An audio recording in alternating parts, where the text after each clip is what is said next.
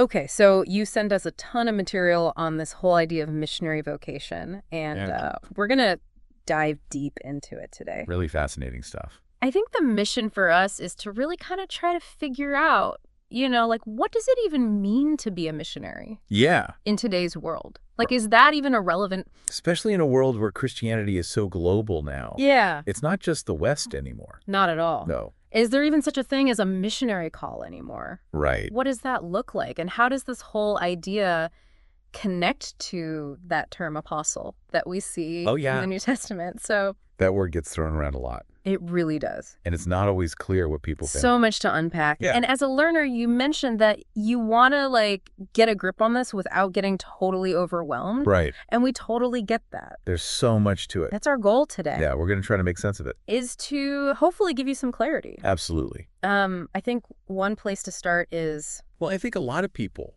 when they think about a missionary, they still have that kind of old picture in their minds. Right. That guy with the pith helmet out in the jungle.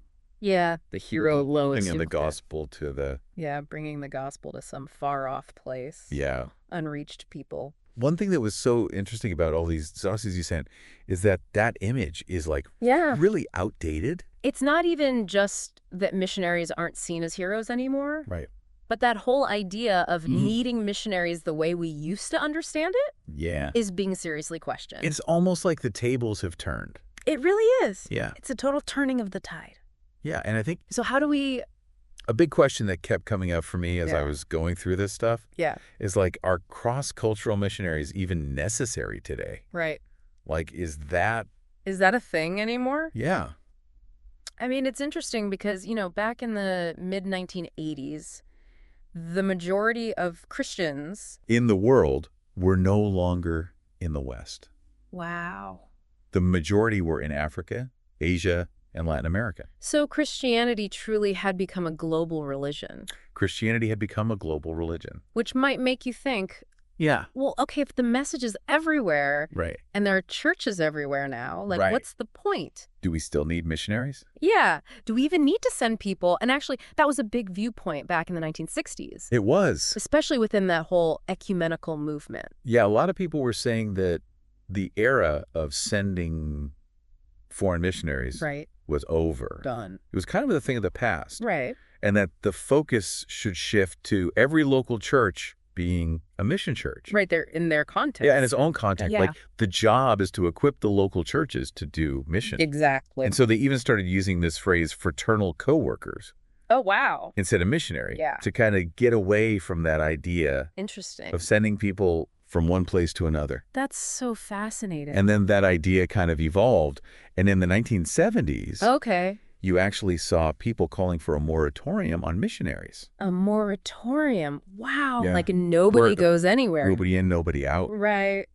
And the motivation behind that wasn't that there wasn't work to be done. Right. But it was more about national churches developing their own identity. Right. Their own leadership without feeling like they were dominated by or financially reliant on missionaries from other countries. Yeah, that makes sense. And so there was this real push for local ownership and self-sufficiency. Yeah, that definitely seems like a good thing. Yeah. But it does raise the question then, what is the role of somebody? Yeah, where does the outsider fit in? Yeah, coming in from a different culture. Yeah, exactly. It sounds like there was a lot of uncertainty. There's a lot of uncertainty. About where missionaries fit into the picture. Yeah. And at the same time, you had this growing awareness that the traditional missionary sending countries in the West were becoming increasingly secular. Oh, right. So now you have this need for what some people called re-evangelization. Re-evangelization. In Europe and North America. So now the West is the mission field. The West is the mission field. Wow. And this idea actually had been around for a while. Yeah. Even as early as the 1930s,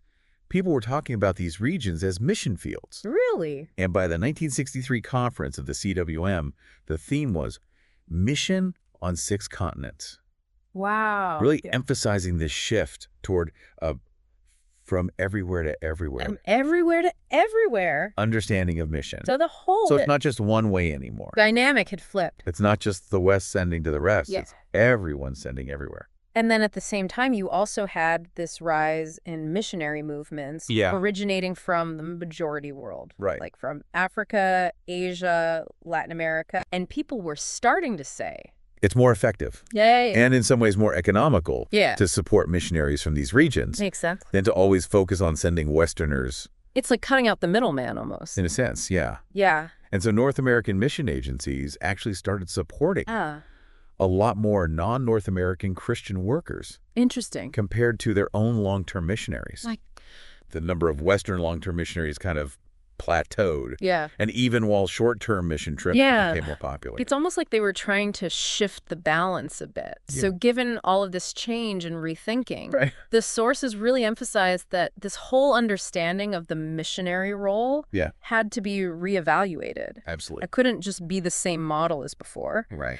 And a key takeaway seems to be this move away from independence towards a model of interdependence. Interdependence, exactly. Churches globally are increasingly seeing themselves as equal partners in this shared mission. Absolutely. Which I think is really cool. It's really exciting. Yeah. And it's led to a much wider range of activities that fall under that umbrella of missionary work. Yeah. So you have a lot of Western missionaries who are now focusing on things like leadership development within local churches. Rather than just initial evangelism, you see Latin American missionaries feeling called to go re-evangelize Europe. Wow. The Chinese church is envisioning sending missionaries all along the ancient Silk Road back to Jerusalem. Wow. So mission teams are becoming more international. Yeah. And mission organizations are functioning more like networks. Like a global network. Yeah, it's really cool. A globally connected network of churches. But even with all of these changes, the sources make a really strong argument that cross-cultural missionaries, whether they're from the West, doesn't matter where they come from, or the majority world, are still absolutely vital. They're still needed. Yeah, and they lay out some really compelling reasons why. Yeah. So let's get into those. Okay, let's dive in. Okay, so first of all, one thing to consider is that even in regions where the church has experienced huge numerical growth, there can still be weaknesses. When it comes to discipleship. Like making disciples. Yeah, deep discipleship. Developing strong local leaders. Right.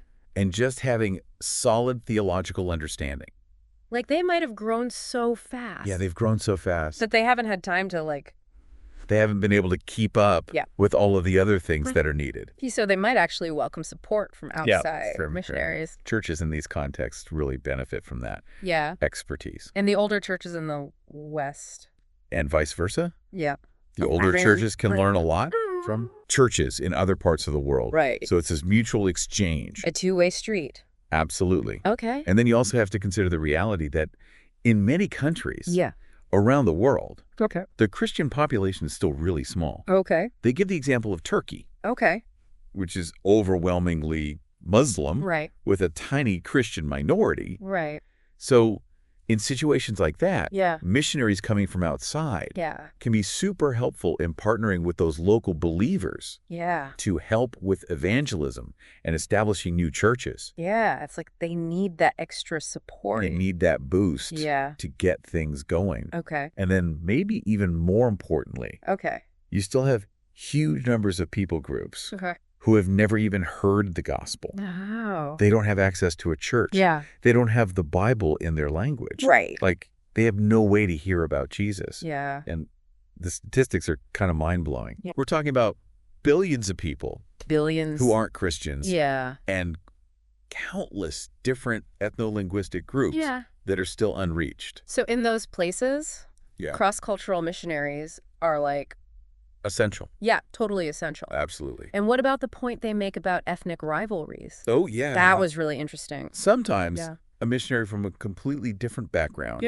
can be more effective. Right. Because they're not part of that local conflict. Yeah. So they can come in. They're neutral. They're neutral. Yeah. And they can build bridges.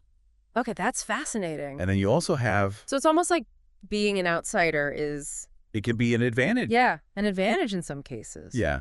Wow. And you still have the need for missionaries who have specific technical skills, like computer programming, literacy education, sustainable agriculture, healthcare, things like that. So skills that are needed in that place that maybe they don't have. Right, exactly. Right. And those skills can really help support those ministries. Yeah. Address practical needs in those communities. Yeah. And just show the love of Christ. Right, in a tangible way. In a tangible way. And we can't forget about all of the suffering in the world. Oh, yeah. Like the conflict. The wars. The famine. The natural disasters. Yeah, the missionaries who are already there are in a unique position. They're already there. They speak the language, understand the culture. Yeah. So they can respond in a way that's culturally appropriate. Yeah. Sensitive and effective. And they've got relationships. They have relationships. They know people. They know the people. They know the area. Yeah. Yeah, that's so key. They're invaluable in those situations. But ultimately, the most fundamental reason for cross-cultural missions is the Great Commission. The Great Commission. Like Jesus' instructions in Matthew 28. Matthew 28. And Acts 1. To make disciples. Go and make disciples of all nations. All nations. To the ends of the earth. Right. And as long as there are groups who haven't heard the gospel, who don't have their own churches, that task is unfinished. It's not done. Yeah. We still have work to do. Like that picture in Revelation. Of every tribe and tongue. Every nation, every language. Yeah, all worshiping together. Yeah. That's the goal. That's what we're working towards. Yeah. And the sources are challenging this idea that just supporting indigenous workers is the only or even the best strategy. Yeah. Because while it has advantages, it's not always practical. Right. And some would say that it doesn't fully address the responsibility of churches everywhere to actually send their own people. To participate. To be involved. Like sending people to actually live among and identify with other cultures. That incarnational mission. It's really powerful. Yeah. So even though missions has evolved. Absolutely. The need for cross-cultural missionaries is still there. Yeah. Based on practical realities and what the Bible says. It's both. Yeah. Okay, so that brings us to the next big question. Okay. Is every Christian a missionary? Right. You hear that a lot these days. You hear it everywhere. And I think historically, both Protestants and Catholics had a pretty strong emphasis on a specific missionary vocation. Right. Like this was a particular calling. You were set apart. Yeah, you were set apart. For this task. For full-time service, often overseas. Right, and you were commissioned by the church? Sent out. Yeah. And we still see that today. We do. With organizations that send people. Yeah, and they have formal processes. Yeah, they have processes. Structures. Yeah. For sending people out. And of course, you've got terms like tent makers. Right. And that's just for our listener who might not know. That means missionaries who support themselves financially. Right. Through some kind of secular work. Yeah. In the country where they're serving. Right. So they're not being supported by a mission agency. They're working a job. Yeah. And then using that to support their ministry. To fund the ministry and then home missionaries. Right. Working within their own culture, but in a different region. Yeah. But there was this general sense that... It was a special calling. Yeah, it was special. It was a distinct role. You were called to be a missionary. Right. But then the World Council of Churches started to shift that. They did. Especially at that Uppsala assembly back in 1968. Yeah, 1968. They started emphasizing this idea that lay people could express their mission. Through their work. Yeah, through their jobs. Yeah, their professional skills. Yeah. In their everyday life. So mission wasn't just about going overseas anymore. It was about how you lived as a Christian. Yeah. And how you did your job. Yeah, in every area of life. Wow. So mission was everything. Became a lot broader. It broadened out considerably. Yeah. And then you had thinkers like Kosuke Koyama, who defined missionary as anyone who helps increase the concretization of the love of God in history. Wow. It's a mouthful. That's a big one. But he even used the example of public health officials spraying DDT to get rid of malaria. And that was an act of mission. It was an act of mission. Wow. Okay. Because it was showing love to people by meeting a real need. Okay. So really broad. Really broad. Yeah. And then in North America, you had groups like the GOCN. Yeah, the Global Outreach Commission Network. Yeah. And they started saying that Western culture itself had become a mission field. Oh, wow. So they were talking about the need to re-evangelize the West. Okay. And this idea led to the missional church concept. Yeah. Where the whole church sees itself as a mission. As being sent by God into the world. Yeah, and every Christian in that church. Every Christian is a missionary. Is a missionary. Yeah. Yeah, I remember Brian McLaren. Oh, yeah. He was really big on this, too. Big time. Yeah. He said, every church, a mission organization, every Christian, a missionary. Exactly. What was his thing? So the argument here seems to be that since every Christian is sent by God, in a sense, into the world, right, they should be considered a missionary. In their own context. Yeah. Right. And if mission is everything the church does to advance God's kingdom, right, then anyone working towards that is a missionary. Regardless of what they're doing. Right. There's a quote in one of the sources from Milfred Minutrea. Oh, yeah. I think it sums this up pretty well. What did he say? He said that it does injustice to the term missionary when it is reserved only for professional or vocational personnel who cross oceans. So anyone can be a missionary. Just anyone.